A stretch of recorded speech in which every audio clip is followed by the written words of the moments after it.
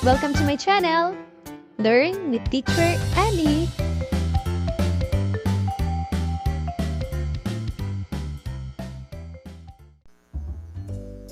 Matatag Curriculum, Filipino, Grade 4, Quarter 3, Week 1. Ang ating tatalakayin ay tungkol sa metodolohiya, pangatnig, magkatimbang at di magkatimbang, at tekstong visual tulad ng teksto, memes, logo, icons, barcode, QR code, cartooning, at iba pa.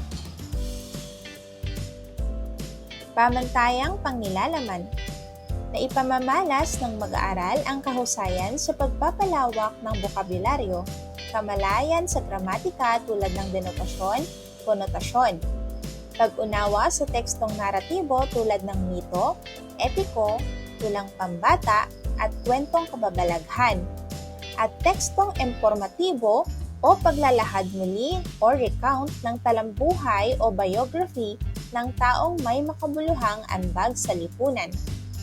Paglinang ng mga kasanayang produktibo gamit ang wika upang makalikha ng tekstong tumatalakay sa mga paksaing lokal o regional na naaangkop sa edad at nagsasaalang-alang sa kasarian batay sa layunin, konteksto, at target na madla. Pamantayan sa pagganap. Nagagamit ng mag-aaral ang pagkakaroon ng kahusayan sa wastong gramatika, kaangkupan ng salita o retorika, estilo at istruktura sa paggawa ng salaysay ng karanasang lokal o regional at tungkol sa sarili o talambuhay ng sarili o autobiography. Narito naman ang mga kasanayang pampagkatuto. Mga kasanayan, nauunawaan ang tekstong naratibo o mito, natutukoy ang nagsasalita o nagsasalaysay, naibibigay ang sariling solusyon sa suliranin, naibibigay ang opinyon at reaksyon sa pangyayari, at naiiba o nababago ang mga pangyayari sa teksto. Nagagamit ang mga bahagi ng panalita sa pagpapahayag. Pangatnig, pangatnig na nag-uugnay ng magkatimbang, pangatnig na nag-uugnay ng di magkatimbang.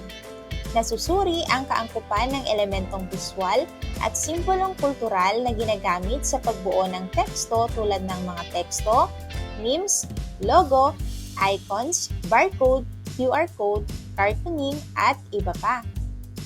Umpisahan na natin mga bata. Day 1. Narito ang mga layunin.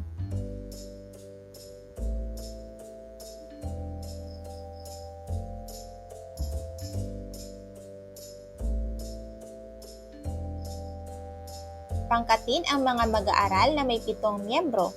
Kilalanin ang mga nasa larawan. Tumawag ng kinatawan at ipabunot ito. Batay sa nabunot na larawan, kailangan makabuo ng salaysay o istorya ang pangkat na bubuuin ng 7 pangungusap. Tiyaking makapag-aambag ang bawat isa. Ipalahad ito sa klase. Narito ang mga larawan.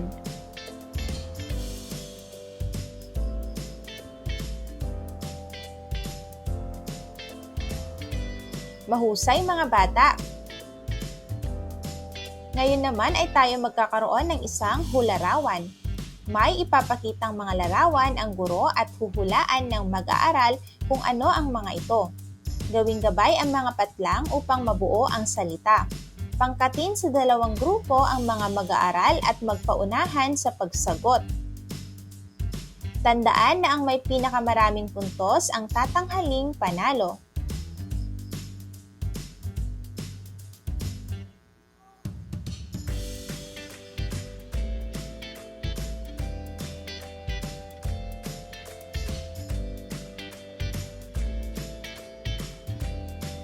Mahusay! Ngayon naman, bago basahin ang kwento ng mitolohiya, basahin ang bawat pangungusap. Humanap ng kapareha at mangalap ng mga kahulugang maiuugnay sa mga salitang nakatala. Magtala hanggang 3 salita ukol sa nakasaad.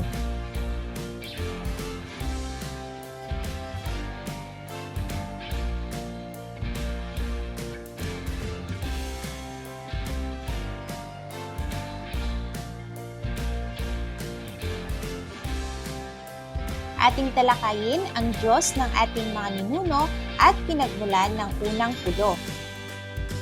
Gawing patnubay ang mga gabay na tanong upang maiugnay ang mga dating karanasan ng mag-aaral sa inaasahang matututuhan bago basahin ang tampok na aralin.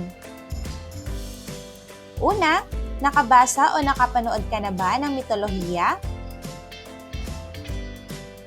Pangalawa, anong uri ng mitolohiya ang nabasa mo? Pangatlo, paano mo ilalarawan ang mga tauhan sa mitolohiyang nabasa o napanood mo?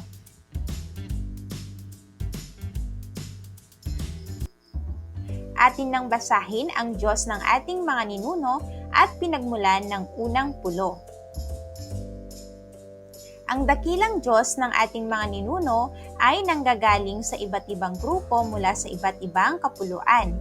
Siya ay tinatawag na Bathala ng mga Tagalog, Laon sa mga Bisaya, Kabunian sa mga Ifugao, Lumawig at Kankanay sa mga Bontok, Kadaklan sa mga Tingguans, Malayari sa mga Sambal, May Kapal sa Kapampangan, Tulok-lawin sa matandang sulod ng Panay, Tagbusan sa Manobo, Mababaya sa Bukidnon, Melu sa Bilaan, Minadean sa Tiruray, Mamanwa sa Negrito ng Surigao,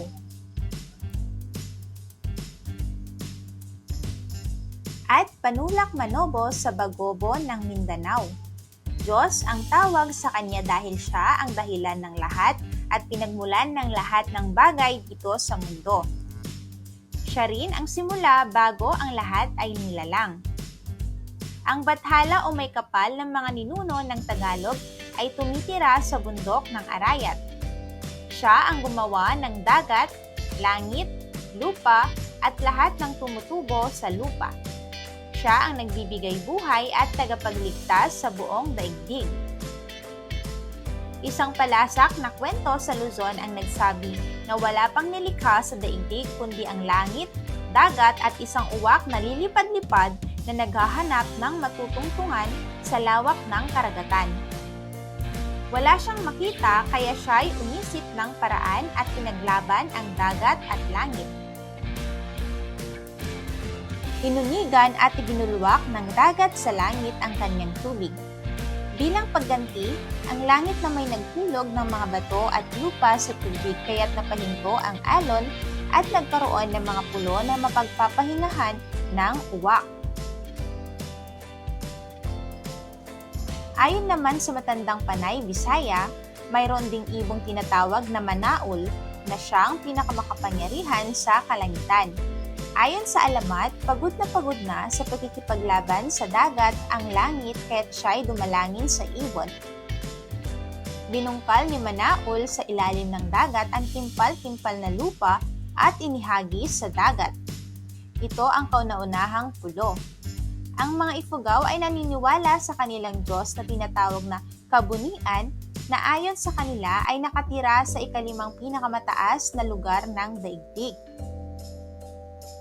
Ang mga Igorot sa Benguet ay naniniwala naman sa kanilang Apo Laki, ang mga espiritu ng kidlat. Ito ay lumalang sa unang mga tao at nagturo sa kanila ng mga gawaing kamay. Ang mga Bontok at Kankanay sa lalawigang bulubundukin ay naniniwala kay Lumawig na siyang pangunahing Diyos at siyang pinagmulan ng buhay at lumalang sa lahat ng bagay sa mundo. Ayon naman sa mga Bagobong Mindanao, ang Pamulak Manobo ay tumitira sa langit. Nang makita niya ang daigdig ay walang kalaman-laman, siya ay lumalang ng sari-saring bagay upang ipalamuti sa daigdig. Ang makapangyarihan Diyos ng Bukidnon ay si Mababaya na tumitira sa tahanan tulad din ng sa kanyang mga sakop. May kapangyarihan at nasasakop niya ang ibang maliliit na Diyos at Diyosa. Sa mitolohiya naman ng mga Tagalog, si Amihan daw at si Habagat ay nag-isang dibdib. Sila ay nakita sa isang bias na kawayang lulutang-lutang sa dagat. Ang bias ng kawayan ay tinuka ng ibon at ng mabutas ay nabiyak at dito lumabas ang isang lalaki at isang babae. Naiiba naman ang kwento ng paglikha ng mga Maguindanao. Ang Diyos na si Sitli Paramisuli, bago namatay ay nagtagubilin sa kanyang mga anak na lalaki na ang kanyang suklay ay ibaon sa pinaglibingan sa kanya. Nang maitanim ito, sumibol at lumaki ang isang puno ng kawayan. Sa bias ng kawayan nagmula si Putri Turina na napangasawa ni Kabanguan at ang kanilang mga anak ay siyang kauna-unahang mga Maguindanao. Ngayon tayo ay magkakaroon ng isang gawain. Magpangkatan na may 5 miyembro, balikang muli ang tampok na teksto, ang Diyos ng ating mga ninuno at pinagmulan ng unang pulo. Pag-usapan ang mga tanong na nakatala at pagkasunduan ang isasagot sa mga ito. Una, sa inyong palagay, sino kaya ang nagsasalaysay sa mitolohiya? Paano nyo nasabi? Pangalawa, batay sa pinagmulan ng unang babae at lalaki, alin sa binasa ang pinaniniwalaan ninyo? Bakit?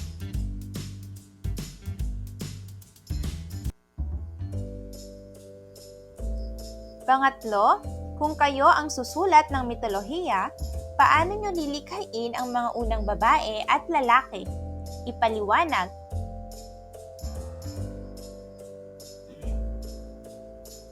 Pang-apat, ano ang inyong opinyon at reaksyon hinggil sa mito ng mga bathala?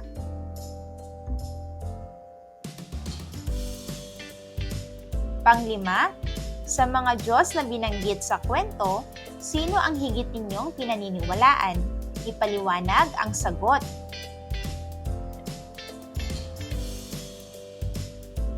Pang-anim, paano ninyo ilalarawan ang Diyos bilang nasa ika-4 na baitang? Pang-7, ano-ano ang mga ginagawa ninyo sa pagsamba ninyo sa Diyos?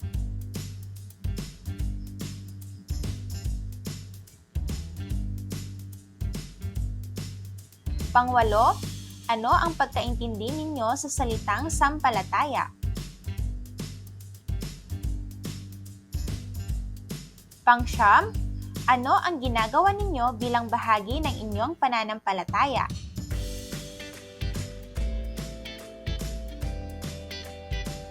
At pang-10, bakit kaya mahalaga ang pananampalataya?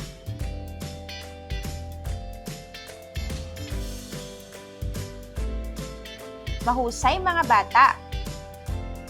Ngayon ay basahin muli ang tampok na teksto, ang Diyos ng ating mga ninuno at pinagmulan ng unang pulo. Isulat ang buot nito sa isang buong papel. Kailangan buuin lamang ng 5 hanggang 7 pangungusap. Ngayon naman ay isulat ang titik ng tamang sagot.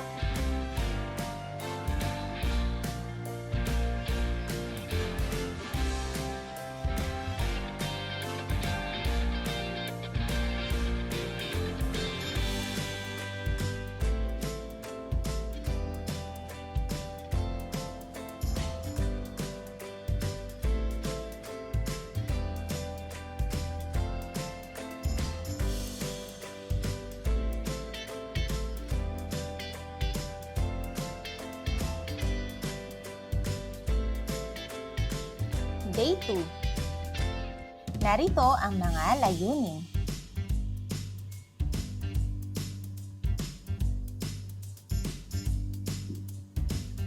Mga bata, ano nga ba ang mitolohiya? Sino ang ating Diyos? Kilala niyo ba siya? Sa binasang mitolohiya, ano kaya ang mahihinuha sa susunod na pangyayari batay sa nakasaad? Una, sa mitolohiya ng mga Tagalog, si Amihan at si Habagat ay nagpakasal. Sila ay nakita sa isang kawayang lulutang-lutang sa dagat. Ang bias ng kawayan ay tinuka ng ibon at nabutas. Ang sumunod na nangyari ay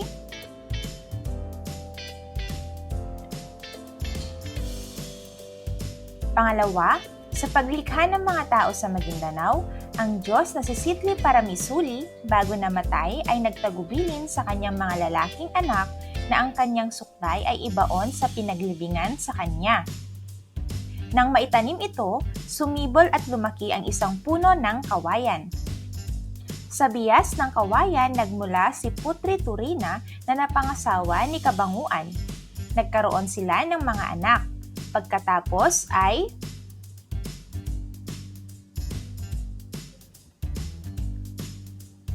pangatlo, sa paniniwala ng karamihan, nanglalangin ng Diyos ang daigdig. Siya ay nasa langit. Pagkatapos, siya ay pang-apat. Karaniwan, kapag nag-asawa ang babae at lalaki, sila ay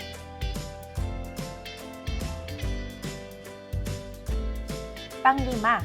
Sa mga pangkat etniko sa Pilipinas, may iba-ibang paniniwala ng pinagmulan ng unang babae at lalaki. Madalas sila ay nagmula sa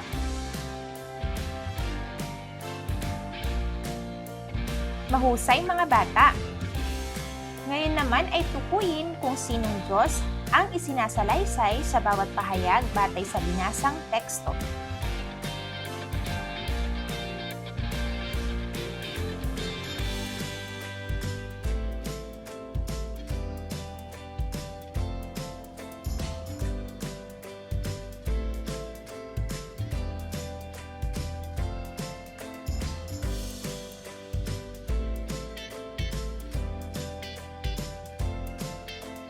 Basahin ang salaysay ng bawat Diyos at tukuyin kung sino ang nagsasalita batay sa larawan.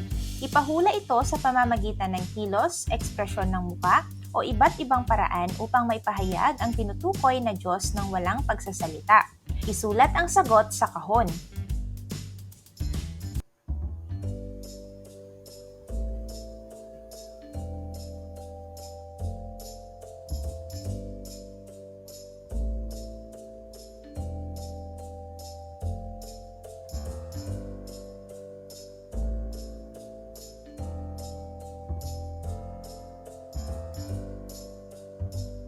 Ngayon naman ay isulat sa padlang kung ano ang pinakamabisang solusyon sa suliraning nakasaad.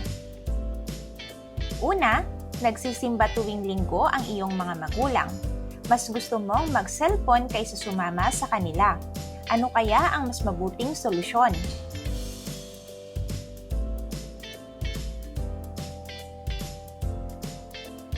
Pangalawa, ayaw kumain ng kaklase mo ng baboy sapagkat bawal ito sa kanilang paniniwala, ngunit pinipilit pa rin ng iyong kaklase. Ano ang gagawin mo?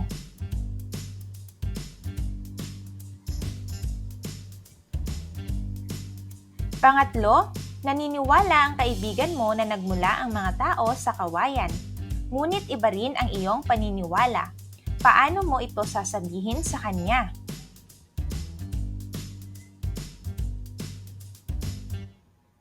Pang-apat, lagi kang nahuhuli sa pagpasok tuwing Lunes dahil kumakanta ka sa inyong simbahan kapag linggo.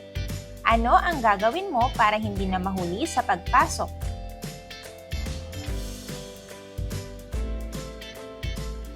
At pang-lima, sa tuwing sasapit ang Pasko ay nagsasabit ka ng medyas sa Christmas tree dahil naniniwala ka kay Santa Claus. Nahuli mo na ang naglalagay ng regalo sa medyas ay ang nanay mo. Mababago ba ang iyong paniniwala? At bakit?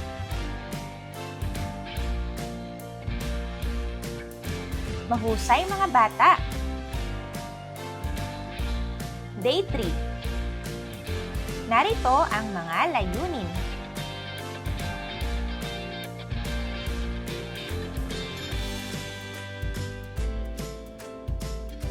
Mga bata, ano ang nangyari sa ating mundo noong unang panahon base sa kwento?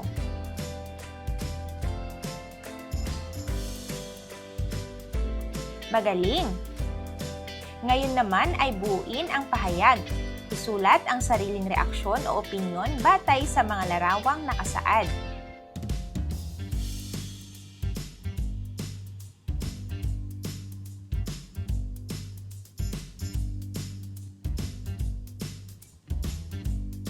Atin naman talakayin ang pangatnig na magkatimbang at di magkatimbang. Ngunit bago ang lahat, tayo ay magkakaroon ng isang gawain. Ito ay tatawaging dugtungan flex. Pangkatin sa dalawa ang klase gamit ang mga pangatnig na nasa pisara. Ang unang pangkat ay magsisimula ng pangungusap gamit ang napiling pangatnig at turugtungan ito ng nasa ikalawang pangkat.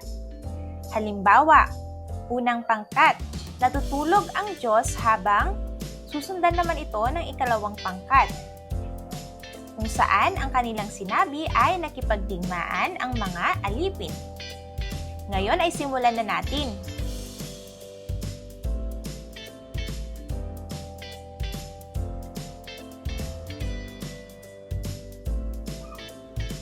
Ano nga ba ang pangatnig? Ito ay isang bahagi ng pananalita na nag-uugnay ng isang salita sa isa pang salita o parirala sa isa pang parirala o maaari ding nagturugtong sa isang sugnay at sa isa pang sugnay. Tinatawag din itong pang-ugnay. Tandaan mga bata na may dalawang uri ng pangatnig. Ito ay ang magkatimbang at di magkatimbang. Atin munang alamin ano nga ba ang ibig sabihin ng magkatimbang. Ito ay nag-uugnay ng mga salita, parirala at sugnay na magkatimbang o makapag-iisa ang mga sugnay nito. Halimbawa, ang Diyos at Diyosa ay kinikilalang pinakamakapangyarihan sa pangkat etniko ng mga Bagobo. Narito pang mga karagdagang halimbawa. Pangalawa, ano ang mas pinaniniwalaan ng mito ng unang lalaki? Ang sa Bisaya o ang sa Mindanao? Pangatlo, naniniwala ako sa kapangyarihan ng mga Diyos, ngunit nagdadasal lang ako sa isang Diyos.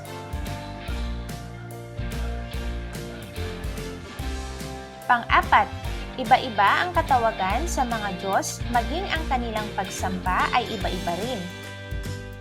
At panglimang halimbawa, ang mitolohiya ng Pilipino ay hindi lang naiiba, kundi may natatanging katawagan ang mga Diyos. Ngayon naman ay magkakaroon tayo ng isang gawain. Humanap ng kagrupo na bubuin ng 3 miyembro. Pag-usapan ang sagot sa mga tanong na nakatala sa ibaba. Pagkatapos ay pagkaisahan ang isasagot. Una, ano ang pakahulugan ninyo sa pangatnig?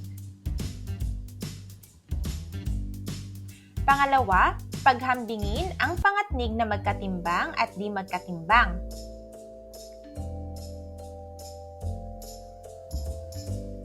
Pangatlo, magbigay ng tigli 5 halimbawa ng pangatnig na magkatimbang at di magkatimbang. Pang-apat, gamitin ang mga ito sa pangungusap. Pang-5, gumawa ng sariling pakahulugan sa pangatnig na magkatimbang at di magkatimbang. Mahusay mga bata! Ngayon naman ay magkakaroon tayo ng isang pick-up line flex. Pangkatin sa dalawa ang klase, ang pangkat A ang magtatanong. Ang pangkat B naman ang sasagot ng bakit. Sasagot muli ang pangkat A gamit ang mga pangatnig. Sa sunod na tanong ay pangkat A at vice versa hanggang sa makalimang round. Halimbawa, Diyos ka ba? Bakit? Kasi sinasamba kita eh. Ngayon naman ay magkakaroon tayo ng isang gawain. Gamitin sa sariling pangungusap ang mga pangatnig na nakasaad sa bawat bilang.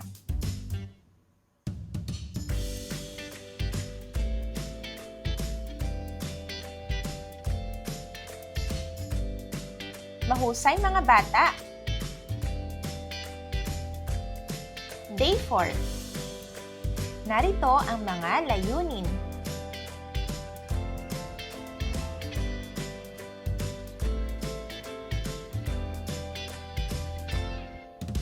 Ngayon mga bata, magbalik-aral muna tayo. Ano nga ba ang pangatnig?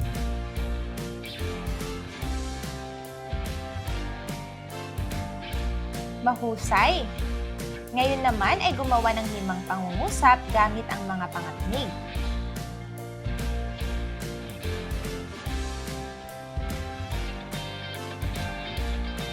Atin naman talakayin ang pangatnig na di magkatimbang.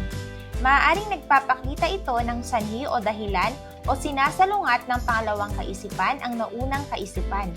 Binubuo ito ng sugnay na makapag-iisa at sugnay na di makapag-iisa. Halimbawa, hindi ko na alam kung sino ang mga Diyos dahil sa iba-iba ang katawagan ng mga ito sa bawat pangkat etniko. Pangalawang halimbawa, ang gusto ko ay ang Diyos ng hangin kung papipiliin ako ng Diyos. Pangatlo, may pinaniniwalaan akong Diyos pero nagkakasala pa rin ako. Pang-apat, mababait ang mga Diyos subalit nagagalit din.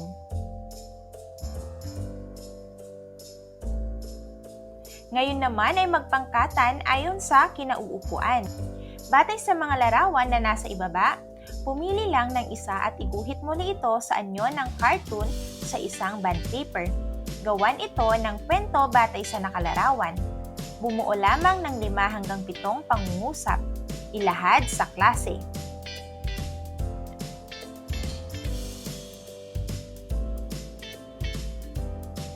Narito naman ang rubrik sa pagpupuntos. Ngayon ay sagutan naman natin ang mga sumusunod. Guhitan ang angkop na pangatnig sa pangungusap. Pagkatapos, isulat sa patlang ang number 1 kung ito ay pangatnig na magkatimbang at 2 kung di magkatimbang.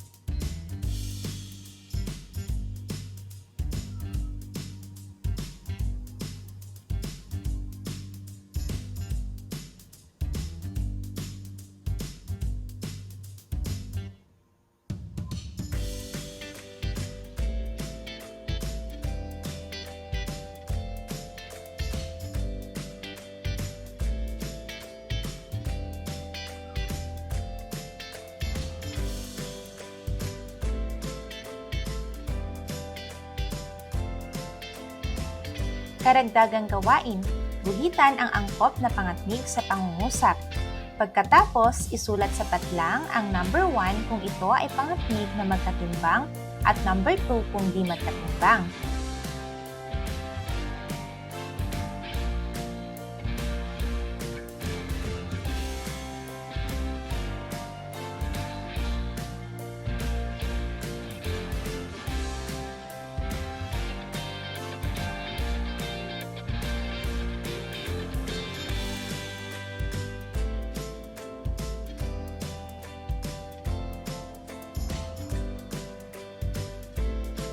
Salamat sa pakikinig mga bata. End of week 1. Thank you for watching! Also, don't forget to like, share, subscribe, and click the notification bell for you to be updated on our latest videos. See you on our next lesson. Goodbye!